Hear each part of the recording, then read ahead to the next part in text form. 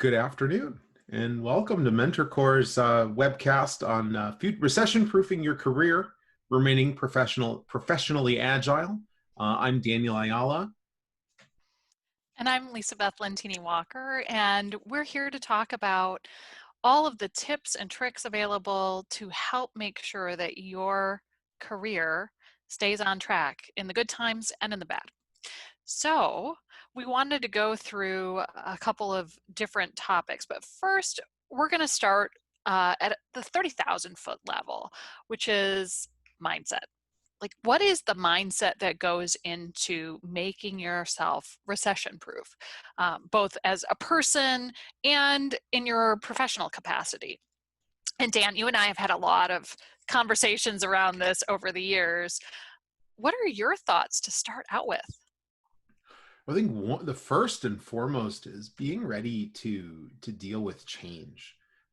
There is no such thing as a steady forever job anymore. There's no such thing as a steady forever career. The only thing that's constant is change, and change is really scary, or change can be scary, and change is very hard.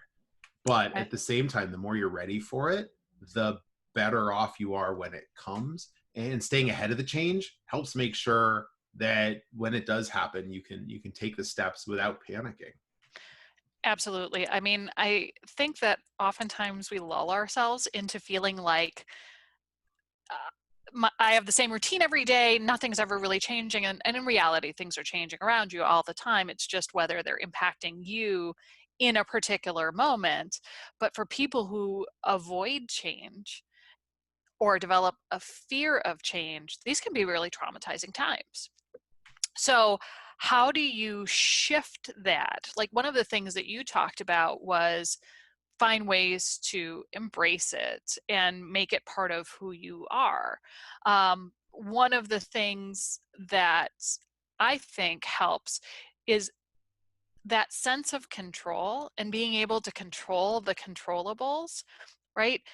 Establishing those boundaries for what you can actually have control over, which is your attitude and your actions, and then being able to let go of things that either aren't your problem or you can't influence. I mean, we can scream as much as we want to about how cold it is in February in Minnesota, but that doesn't change the temperature, right? Right. So part of that mindset, the growth mindset that goes into this, is figuring out what can I actually accomplish, setting out those things that you can accomplish that make you have a fuller and more meaningful professional or personal life, and then being able to say, I'm going to let go of the things that I can't control. I can't control, what's going on with the economy. You could worry about it all day, but it doesn't actually translate into extra GDP, right? Um, um, Right. but I mean, these are the things that we have to make choices about and where we're going to put our energy. Absolutely. And I think that additionally, the acknowledgement that we as humans learn from change, we learn from the mistakes we make. We will make mistakes, and change will encourage mistakes. But making mistakes isn't necessarily bad. We may, I know that in changes I've made, I've stepped in puddles along the way. But if you take away some learning from it and use that to grow, then it was a change and a mistake worth making. And sort of setting aside the irrational fears of what happens when you make changes, lest you just stay stable and the world changes around you and you may not even realize it. I think preparing for those, taking out that kind of fear, I think, of course, it's really easy to say, but not easy to do.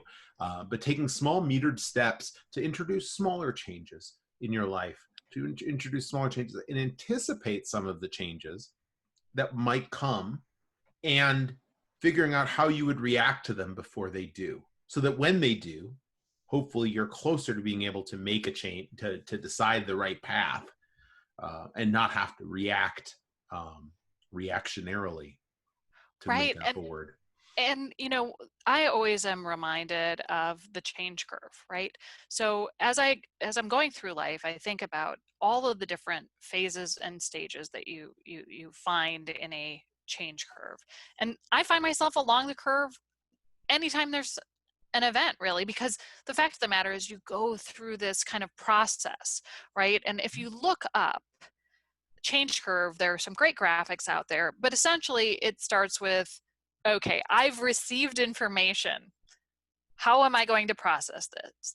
And much like a grief cycle, oftentimes there's a denial, like, oh, this isn't actually happening to me. I don't want this to be something different than what I am accustomed to, because when I have something different, I have to develop new neural pathways, and I'm not as comfortable. It feels uncomfortable. It can sometimes even feel physically uncomfortable. And then you go to the point where you may be angry, you may feel hurt, like maybe this was a change you didn't want, whether it was, you were furloughed, or the position that you had is being somehow eliminated.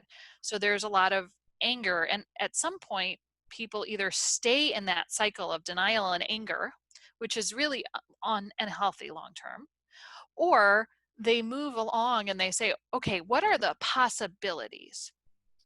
What are the possibilities here? Let me explore what I could do for this. And then at the very end, you get to a point where you're like, okay, I've accepted that been this change. Sometimes people get stuck, and it's kind of like from swinging from branch to branch. If you were Tarzan, right, or Jane in the jungle, um, swinging from the point where you are getting information and then not feeling comfortable with it to actually exploring isn't always a linear process. Sometimes people go back and forth there. They just get stuck swinging on the anger branch. So I try to remind myself of that, because there is a mindset shift to help you get through change, and to help you to recession proof your career, because you can't get stuck in this anger and denial. It just slows you down. So the faster you can process through that, the better it is for your life, your career, and it doesn't matter where the change is coming from. And it's great that you mentioned the change curve, and it's parallel to the denial, to the grief cycle, because like grief, like death, change is inevitable, and so trying to avoid it is often futile. Um, the other is that making your way through that process will have ups and downs. And going into that is knowing that you're going to have good days and bad days as you go through those processes makes it easier to know that you're on the right path. Similarly, also when thinking about change and change ahead, it's important not to use the focus on future changes or potential changes to make them an inevitability. It's very easy as you're thinking about potential changes to make them a self-fulfilling prophecy, to think about the change that's ahead or the change you fear, and then run toward that without even realizing it. Right. Yeah, that's a scary mindset shift that people need to adjust to. And if you do adjust to it, there are actually great outcomes. One of the things I also wanted to talk about with you is, oftentimes we try to cloak ourselves in this feeling that, well, I don't ever have to change because I'm indispensable. And I've created this little kingdom where no one um, can tell me that that I could be furloughed or whatever. Um, I think that actually does us a disservice in many respects, because I have seen people through the years who have basically, they're almost like collectors of lost trinkets and toys, where they keep on collecting different responsibilities, and it's all mine in here, because if it's all mine and nobody else knows how to do it, then I feel safe. Have you ever seen that Right. in your Where career? information, the belief that information is power and Yeah. information is leverage, and holding on to those things, not sharing, not cross training, means that it means that you can't be gotten rid of. or that your role can't be changed or evolved. And I think the exact opposite is coming to fruition in organizations around the world. There's this acknowledgement, and this is a reference, if you haven't read it, there's a book called The Phoenix Project. It's a little technical. It's based on a company's internal technology team. But one of the characters in there is this focus point of all, he's the center of all things. All paths run through him. And part of the realization in the book is that you can't have single paths, and it's bad for the organization. And so you end up having to eliminate those in order to allow for greater growth. So there's actually an inverse reaction to becoming that level of that central point of everything. And I think it's then there's a fine line between making yourself indispensable to the company, meaning you are a valuable asset, you are a necessary item, and that people know that they can count on you and trust you, and being so indispensable that you're actually a risk. Yeah. So the key takeaway for me from this is moving yourself from fear-based thinking to empowerment-based thinking. And I think one of the biggest tips that we have with regard to avoiding the fear-based thinking trap and avoiding the trap of thinking that change will never happen is to be open to change, and when you identify that there's a fear-based process, to call it what it is and find ways to adjust around it. Do you have other techniques that you would mention there, Dan? I think only to look at the things you're doing on a regular basis and say, am I doing them because it makes me busy? Or am I doing them because it's materially moving forward my own career or the role that I'm in? Um, is it meaningful things, or is it just staying busy? Because busy is also being ferreted out of late as just staying busy to stay busy is not a metric that holds the water that it used to. Right. So looking ahead to the different topics that we had outlined. So the first one was focusing on mindset. We'll also be talking about some of the financial awareness that you should have, the skills you should be thinking about, including different types of certifications, and what types of relationships and preparedness you can have. And we've got a great handout for all of the people who have logged in that we've prepared ahead of time, and it'll be available to the listeners today as well as to MentorCore members. So let's talk a little bit about financial. And one of the things that I like to talk about when I talk with friends, family, anybody that I've worked with, is a portfolio lifestyle. And I did not come up with this idea. It was actually something that my own mentor talked to me about when I was first launching my own business. And he's an amazing person, and sits on a couple of Silicon Valley boards.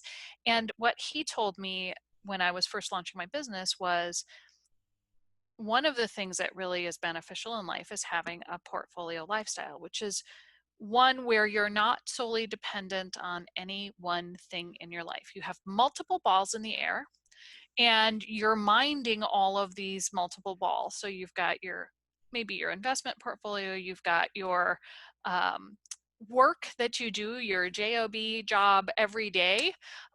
You may have a side hustle or a business that you run, but finding ways to create resilience, smart resilience for the long term. And I think for compliance and risk professionals, this is very important too. So what are your thoughts, Dan, on financial resilience and a portfolio lifestyle? I think if there were ever any industry that understood balancing out and spreading risk out, it's ours.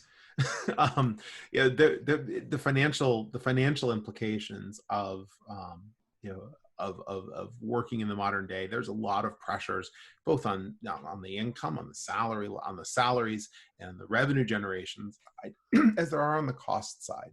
And we were dealing with recessions, we're dealing with employment cuts, We're dealing with outside factors like pandemic and disease, and all of these things mean that at any given time you'll have things that are up and you'll have things that are down. If you look at a way a company, a mature large enterprise, builds out their product portfolio, they do the same thing. They say, we know we'll be in times like in these times, this product space will be hitting high revenues and high profits, while this may be lower. And they actually invest in their businesses appropriately so that they have some quasi-continuous flow throughout a year or throughout a longer term cycle. We can do the same things if we know that consulting is low in the summers. But we know that in the summers we have the opportunity to do things like MentorCore and build up a communications message, and webinars like this with people can fill in those times with meaningful things and create both a financial stream that's consistent, but also make sure you're doing things that are fulfilling to you as well at the same time. Right. So one of the things that I always give as advice to anybody who I mentor, and to any friends or anybody who will frankly listen, is when you get into the compliance and risk profession, you need to, as an order of first magnitude, make sure that you have enough money put to the side so that if, based on your values and ethics, you ever had to leave a corporation, you have a nest egg ready to help to, stop your fall. Mhm. Because the reality is there are times when you have to make really hard calls, and if you feel financial pressures to stay with a job because you can't afford your lifestyle, or you don't know what you'd do if you had to walk out the door tomorrow, you can't make good independent decisions and feel like you've actually followed through with the company's values, your own values, etc. So that level of independence that's required it's really hard for people who are first starting out in the profession, but I think it's one of the most necessary things. And that's why I'm a big promoter of saying you need to have financial resilience. Find it one way or another, whether it's through savings from your current job, through doing something on the weekends. Find the way to make it work, or you're going to have a very difficult road. Absolutely. Yeah, we're in a field where we're dealing with some very difficult discussions with the people we work for and with about how they run their business, and demands from investors, demands from the street, demands from customers may cause changes that conflict with our ethics. And this is a field that's very ethics based, not just ethics, capital E ethics, related to compliance, but ethical ethos, the thing we all bring into our roles. We want to do the right thing, and if that time comes, you can't be good counsel to a company if you don't align with the ethics. So yeah, having the ability to walk away after careful thought, but walking Right. away Like, you is don't just rip important, so you off the don't just band-aid because stay. it's Friday, Right. right? You just, like, there's got to be some real thought that goes behind that. So let's talk about other types of preparedness. I'm a huge advocate for always having your bio, your headshot, your resume ready, even if you absolutely love your job. And the reason I say that is because I think no matter how much you love what you're doing, you are doing yourself a disservice if you let those things become stale. You may need them for potential speaking engagements, or you may find yourself in a situation where all of a sudden, you haven't needed a resume for 10 years, but you need one now and you don't have it. Mhm. So I'm a big proponent of saying, always have everything ready, like tomorrow your livelihood would count on it. And it Um, very well could. And and it could. not to be doom and gloom, but the world changes quite quickly. The world changes quickly, and there are opportunities that maybe you can't even think of, like maybe a board seat becomes available. Well, you haven't updated your resume in 10 years. Maybe there's this once in a lifetime thing that comes your way. You need to be prepared at a moment's notice. That's not disloyal to the company that you're with. It's actually an investment in yourself and making sure that you're staying current, because to sit back and not take the time to do that ends up not serving you well in the long term. And if you think about it, if you're coming out of if you come out of the security world, you've dealt with incident management, incident response, and you come out quickly, and even in projects, you come out quickly and do lessons learned while things are still fresh in your mind. If you take that same mindset into keeping your CV updated, you have a good mind, a good present thinking mind about the things you've accomplished. I know it's hard for me when I go back and look at something I did 10 years ago to really have good perspective of what really happened then, rather than the version my brain has chosen to remember, which may or may not be exactly what happened. And it may pave over some of the more salient points, both positives and negatives. So doing it while it's still fresh in your mind makes it a lot more accurate and a lot more useful. So the other thing that I find helpful is to always have a good connection with some of the recruiters in your area. And that's for multiple purposes. One, I think recruiters are great at looking at resumes and making sure that you're resonating and using the right keywords, because they kind of know what people are looking for. So And what whether you're the automated machines that look at resumes are looking for. right, so whether you're actively in a job search or not, having them continuously be a contact is, I think, a good practice. I also think that recruiters have a really good pulse on what the current market is. And many people complain, oh, I'm not paid enough, I'm not valued enough. And that can become kind of a grumbling point and a recurring sentiment. Recruiters have a pretty good idea of what's being paid in the market, and they can also help you identify whether there are people that you know um, who have similar positions that should be making more. You don't want your compensation to fall behind market trends and market values. And for whatever reason, at least I've found with pretty much every organization I have ever worked with, that the comp tables that the HR function comes up with just aren't reflective of market conditions or reality. And I know that's a big problem in information security and privacy as well, right, Oh Dan? yeah. Yeah, absolutely. It's, job descriptions that are evolving, a market that has significantly increasing needs and less and not nearly enough people, and historical data that is averaged over 10 years, which doesn't reflect those. So yeah, having an idea of what you're worth, you can then take back. I have 3 or 4 very close friends and increasingly close friends that I've made in executive search recruiters, that help me keep grounded in those areas. It makes it so that I know what I'm actually worth and what the role plays, and in different verticals and in different locations, that it does vary. So having that in your back pocket really makes a lot of difference when going into an interview or into a negotiation. Yeah, and I know that in the past I have said, well, I'm not looking for a job, so I'm not going to speak with a recruiter. And I think, that was 10 years ago. And I think I've changed my tune on that, because I Mhm. find that I do learn a lot from recruiters. And actually, they may know the person who I want to hire for my team next. Yeah, So it's they, definitely a bidirectional thing. It's not just about where they can place you. It's also about finding people to bring in. 100%. So let's talk a little bit about skills, because um, with the world changing as much as it does, right? Compliance really didn't exist for real 20 years ago. It was just very much in its infancy. There weren't all of the different professional organizations and everything that we have now. And information security has, evolved rapidly in the last 20 years for sure. 40 years, it was just a completely different territory.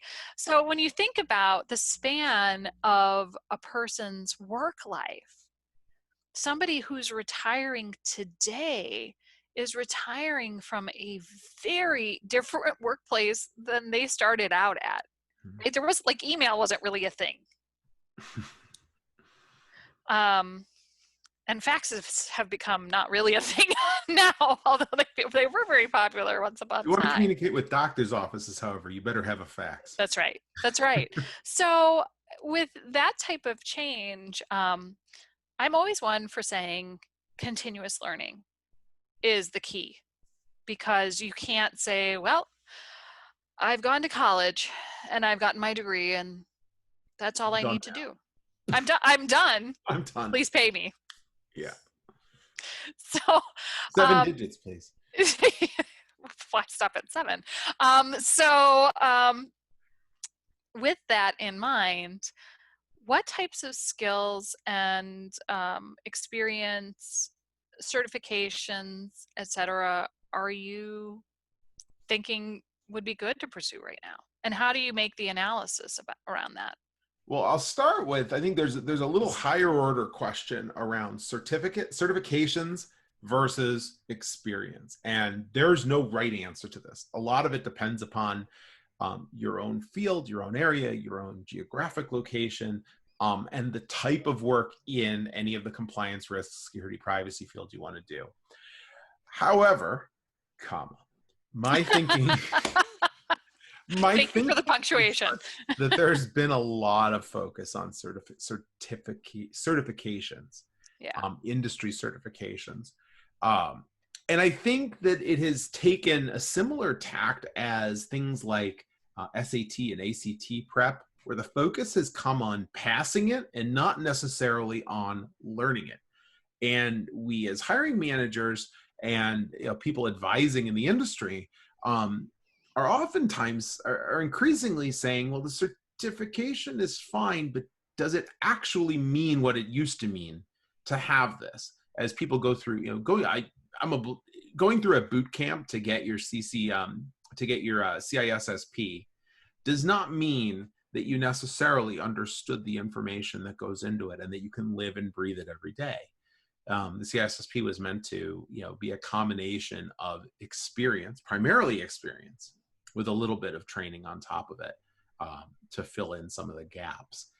But it's taken a different tact. So personally, my move towards certifications, my position on certifications is waning, and I would rather see people with a demonstrable ability to learn, to have a fundamental knowledge of in my case, technology and security and privacy concepts, and be willing and able to learn more rather than come in with a certification that says, I got a CISSP, or I have a Security Plus, or whatever the equivalent, the equivalent certifications in other fields and areas. I'd rather see people that know how to learn, because the thing is, you have this today, but the world it continues to change. And in 6 months, we're going to be looking at very different things. Just like saying, I'm a Java developer, which is good. But if you can't pivot from that and turn to being able to also be a Swift developer or a C++ developer or others, that is useful tactically, but not strategically, and doesn't prepare you for the inevitable changes ahead. So I agree with some of what you said, but we disagree in some respects, because that's what we do. I personally have used certification as ways to unite teams. So when I'm talking about that, in developing a global compliance function, we had people with so many different backgrounds. And one of the things that I think is really valuable about certification is it gives you a common vocabulary, and everybody is able to speak that language together, especially when there are differences in native languages even. Mm-hmm. So when I was at Carlson Wagonly Travel, I had the entire team go through the SCCE certification, because it was a certification that took place during a meeting. So we are all going and learning about different areas. And then you took the certification afterwards to show that you had gained this knowledge. But we were all studying at the same time and making sure that we were using the same language, because you had this person from this prior company and this person from this legal background, and trying to get us all to speak the same language. but was rooted in challenging. common experience. Rooted in common experience. And that's, I think, one of the benefits of a certification is that you can have at least that same baseline knowledge and exposure to say we speak a common language. And because you had the insight to know that the people involved had the basics, that Yeah, it was an appropriately gained certification, that it meant a lot more than if you're a hiring manager, let's say, and you see this certification listed. You don't know if it came through that path based on fundamental experience, additional training, and exam and passing versus boot camp, slam it all into your head, shift you literally 4 feet this way, slide the test under your nose, take the test before you forget the answers, and out the door. And right. and it's hyperbole at both ends, but and most people live somewhere in the middle, but you don't know that. And so I think, unfortunately, the people trying to capitalize on some of the certifications have diminished the usefulness of the certifications Fair broadly. point. Fair point. So, with that in mind, part of this is experience, but you get Mm-hmm. experience after you have some form of training, usually, or exposure. Exposure. Yeah. I know that a lot of people are really interested in broadening their skill set. And, I will speak and say that I have seen so many people gain an interest in artificial intelligence and data analytics because that seems to be a very growing area. Mm-hmm. How do you go about getting experience if you're not being given it in your current role? Some of that's reaching out to people that you don't may not already know, or that you don't work directly with or for, and saying, I've got a little time, I've got an interest in this, how can I get some exposure? And it's not easy, it's not always easy to get that to happen, because that means taking the person you're asking has to take the time, or their team has to take the time to introduce you to topics. And it's a lot easier to just say, oh, we just get somebody that knows what they're doing. But increasingly, people are getting are adopting the idea of mentoring and extending themselves and giving of themselves to others to help grow, especially in our fields where we know that if we don't do this, the talent pipeline of people to be able to do these jobs into the future won't be there. It's not going to it's not going to happen naturally through the standard growth of people in organizations. We have to do things to foster it. And because we believe in the field and the topic we do, people are increasingly wanting to give more to get more. That's a great segue into why relationships are so important. And you and I have had lots of talks about the future of the profession.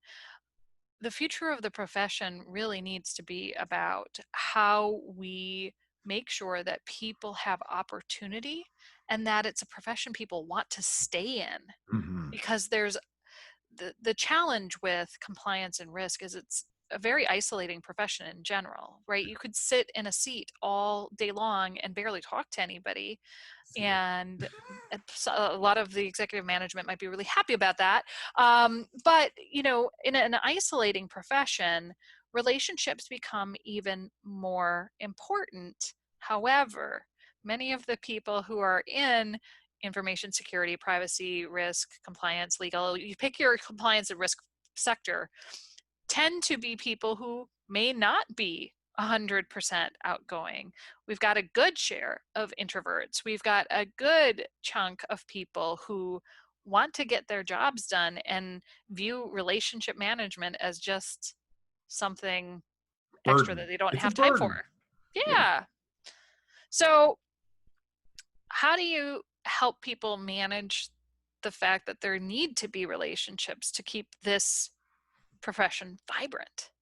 Well, one of the things, this came up in a discussion I was having last week with a friend, was about the nature of, there's this imbalance, or there's this dichotomy, especially in security, between sharing information, sharing so that we can work against a common enemy, a common bad actor, those that are trying to take action against the companies or organizations that we work for, And we're very good at that as a profession. We share, here's the things we know, here's the intelligence we've gotten. People are sharing across businesses, people are sharing amongst competitors because it's a common outcome. But when you focus those same people and say, how do you grow your own relationships? It's almost as though this other sharing doesn't exist in their minds. It's sort of lost that these two things might be leverageable. And I don't know, tell me, is that same kind of sharing happening in the compliance and ethics and risk space? It's a little bit all over the map. There are some folks who are much more naturally inclined to it than others. For Mm-hmm. others, it is a learned skill, and it takes a lot more effort, and it has to be conscious effort. Right. There isn't, from a legal perspective, the privacy and compliance folks are very reticent to share very much outside of their organizations because there are some potential risks with that. That said, um, happy hour is something that everybody tends to like somewhat. And so they try to find people who may be at a similar stage or phase within their careers. And hopefully you can find that and kind of find your people. Yeah. But it's hard. And sometimes that's geographically limiting because you may not have the options and abilities to travel or the network to be able to use outside of the area you live in. Right.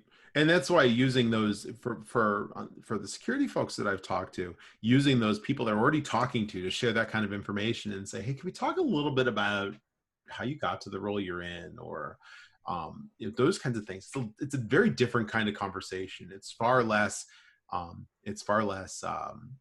technical. It's far less objective and way more subjective, and it's a little harder to break into.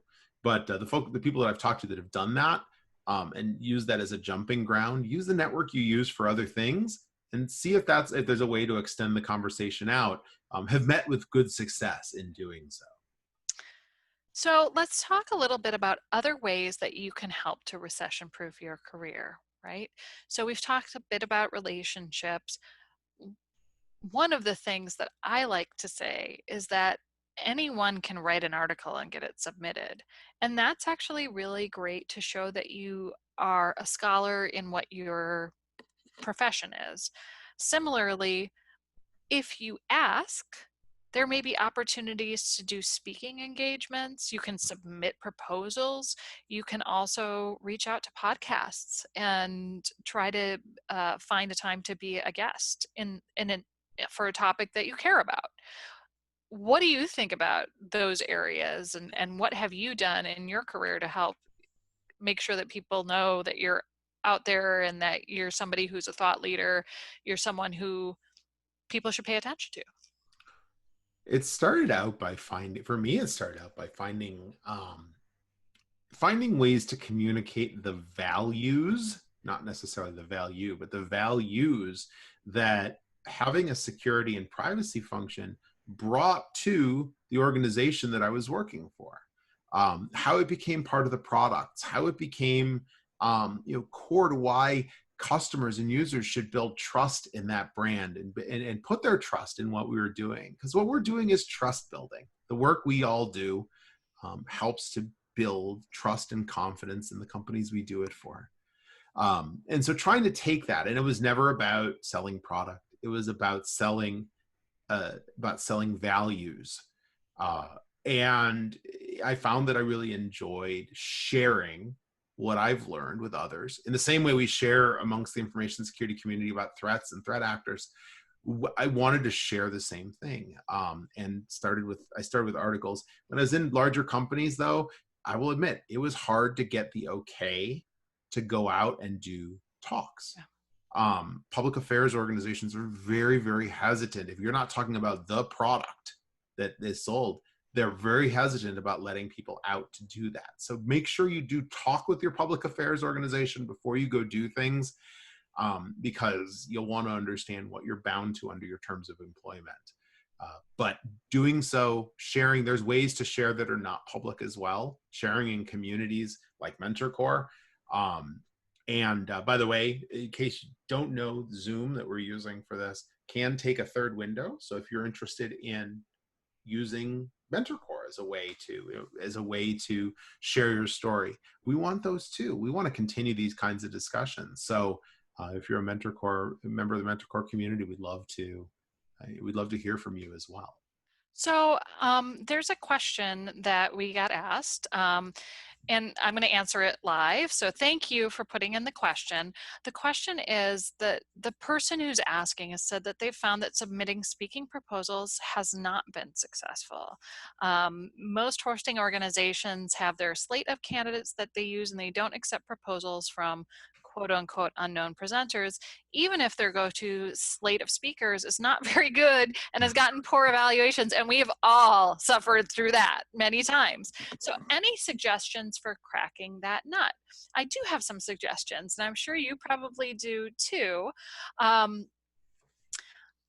Number one, for organizations, especially for their larger events, they always want predictability. Even if it's predictability that something's only going to be mediocre, Predictably they bad, yeah. don't want Like the it to chicken. be unpredictable, like have a speaker not show. So one of the things that I've done is I have paired up with another speaker who has already spoken at that organization as a means to be able to say, I can do this. I've gotten to know some of the folks who are responsible for planning. A lot of times organizations have regional conferences that are smaller, or webinars where they accept more people as speakers, kind of as a vetting ground. So when you think about the organization that you're interested in speaking at, you may want to look at all of the different options that they have available. Sometimes they may have magazine publications, and you may need to become an author in one of their one of their magazines on a somewhat regular basis to show that you have some consistency.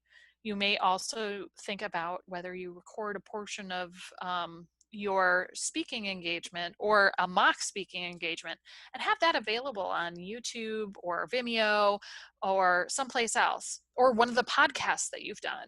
There are ways that you can show your experience and expertise and become a more highly sought after speaker if you're having some problems getting that initial engagement. Dan, what do you think? 100% what you said. I think that, finding the organizers, getting to know the organizers. Unfortunately, I'm security, so I'll always talk about it in terms of the negative, the long con, where you build a long-term relationship, not with a negative impact at the end, but with getting to know the people who organize the events you're interested in in being part of, getting them to know you as a person, getting to know you reliably, getting to know the content and topics you're after, and reminding, hey, this is something I would love to do. I like the idea of partnering with somebody that is already on their slate. I haven't taken that approach, but I like that one. And then the other is taking and using. So use your own personal domain. You are your own brand, whether you like it or not. Your name is your brand. Getting a blog and a website up there. I have a publications page on my website, which is a list of my of the articles and publications I've written and the talks I've given, and I use that in both in job CVs. When I'm consulting, I make people so people can know more about who they're getting, who they're asking to bring around, and it also gives them real world evidence of how you can be in a talk. And even if it's not a talk that you've given live, like Lisa Beth said, record it, put it out there, post it, let people come find it or point them to it. Well, thank you so much for that question. And I would agree with Dan on what he said as well. The other thing to keep in mind is some organizations won't let consultants or people who are not employed with really large companies speak at all. So that's another reason why you might want to partner with somebody over the long term. And there was another question saying, now who wants to team up on a presentation? I think we'll answer that one offline, but really appreciate the question. So we've covered a ton of ground. Dan, is there anything else that you think that we should be talking about today? I think the only piece is, so I live in Detroit and it's hockey, and you live in Minnesota. It's all about hockey, and it all comes back to Gretzky. Think about where skate to where the puck is going, not where the puck is now. Think about the future. Think about where our industries are going. What are the things you like to do, and where is it going to be in 6 months? And start to make the steps that get you there. Don't think about how to solve today's problem. Think about how you can help solve tomorrow's problem, and be ready when that problem becomes reality. Talk about that with friends and colleagues, and to make sure that they think that that's also where the direction of things are going. Or maybe they don't see it, and you could be the only one there when the puck arrives. But do that kind of prep. Talk with lots of people. There's a very willing community within security, privacy, ethics, compliance, and risk to share, talk to people, stay involved, and take the feedback and do with it as appropriate. But keep in touch with people. And the other is, when you do have a change that happens suddenly, it's also a very willing community to help find and place and solve problems for people. I would agree. I mean, I love the hockey analysis. As part of I am how a Blackhawks fan, though. I just want to make that crystal clear. uh, well, it makes sense. So, as part of how I've looked at my career, I've never had a job where I was like, oh, this is going away and I have to be worried about it. But I've always been looking at what's changing. Is there more environmental, social, and governance going on? What's diversity, equity, and inclusion looking like? Because that's something that I think could be a real thing in 2020. Part of this is just being agile, reading a lot, talking with people, understanding what the needs are. And also, I think the biggest takeaway for me is don't fight change. You can't stop change from happening. But what you can do is you can be a futurist, be looking for what's happening around you and say, here's how I want to design the life personally and professionally that I want. And there are going to be opportunities that I can't even envision now, but I'm going to make sure that I'm putting myself in a position to be agile enough so that whatever happens, I'm still okay. Not only okay, but I'm going to thrive in whatever happens. 100% agree. And that kind of dovetails with our handout that we will send to everybody who is on the call today and to our MentorCore members. So I think we've answered all the questions that exist in the chat, unless there's any more. Well, with that, I'll let everybody know you can find us at mentorcore.biz, B-I-Z. MentorCore community is open. We have a set of forums and conversation places for MentorCore members to be able to share and ask these kinds of questions, to share articles, to focus on specific topics around compliance, ethics, security, privacy, and risk, but also about leadership and growth and mentoring. Thank you for attending. Please do visit mentorcore.biz and consider joining MentorCore. We are nearing the end of our introductory pricing for MentorCore, and we'll return to full pricing in the near future. So now's a great time to get your first year at at a very, very, very low rate. Great. Thank you for joining us today.